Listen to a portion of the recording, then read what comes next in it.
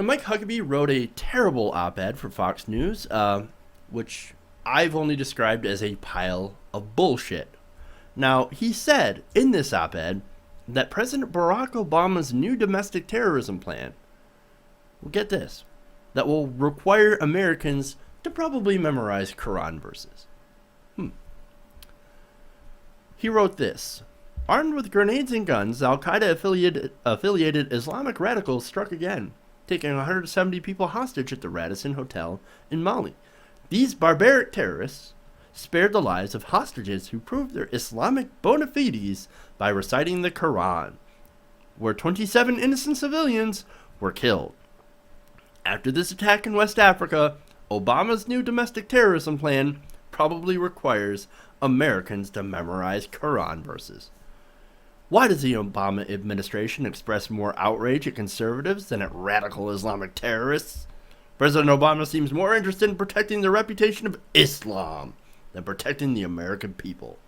Bomb-throwing Baptists, Anglican arsonists, and radicalized Roman Catholics don't commit these atrocities. Radical Islamic jihadists do. So there's that pile of bullshit. Now, it probably won't surprise you at all that he's absolutely fucking wrong. And there's an actual database from the New America Foundation, right, that found that since 9/11, 26 Americans have been victims of jihadists on American soil. Oh, that's horrible, right?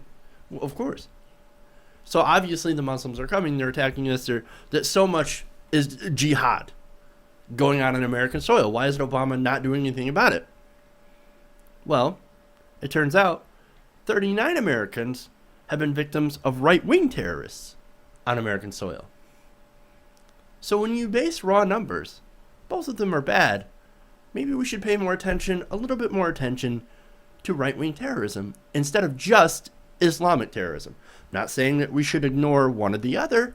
I'm saying that maybe we should give a little bit more consideration to domestic right-wing terrorism. That's all I'm saying.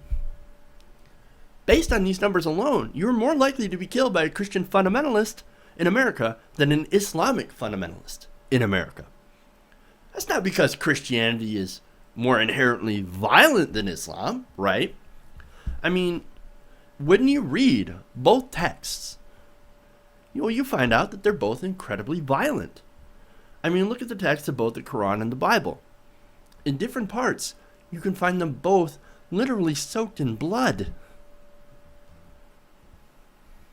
But see, we have more Christian violence simply because America is 70% Christian. There are simply more Christians in America than Muslims. Muslims make what?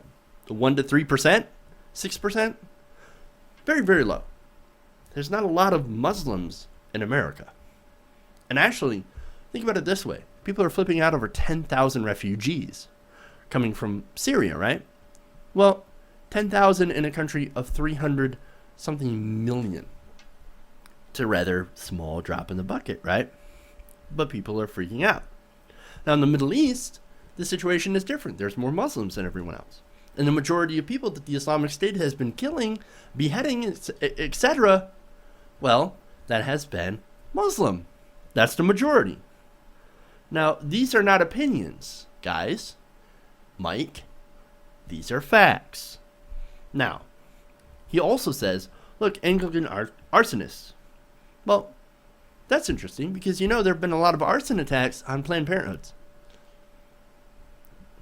Especially since those sting videos have come out. There have been more arson attacks against Planned Parenthood buildings. So why hasn't Mike Huckabee come out and denounced those attacks? For those terrorist attacks? Why doesn't he call out radical Christianity? Good question. Now, he goes on. See, he goes after refugees now. Quote, sadly, the Obama administration is moving full steam ahead with its idealistic and outright dangerous Syrian refugee relocation program, which will resettle more than 10,000 unchecked, unscreened foreigners across America's towns. It's not true. Huckabee continues, the FBI director has explicitly stated that we cannot conduct background checks on these people. Yet nothing will stop Obama's obsession with pandering to the international community, even if it poses a direct threat to Americans. Europe's experiment with open borders collided with radical Islam, and the results are deadly. How has Obama not learned these lessons?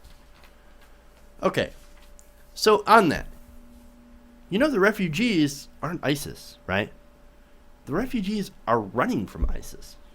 The U.S. actually has the most stringent vetting process for refugees. It takes about an average of anywhere from 18 months to 3 years before you even touch American soil. Why would a terrorist put themselves through that kind of scrutiny? Why? Not only that, you'd be living from 1 to 3 years in a refugee camp. It makes no sense. Why not pretend to be a businessman? It's actually easier. Why embed yourself with the refugees? Why? It makes no sense. But it makes sense to ISIS to get everyone scared about refugees so that we no longer take them in, to spread that fear of refugees. It makes no sense to embed yourself, but it sure makes all the sense in the world to make it seem like the refugees are the enemy, to spread that fear.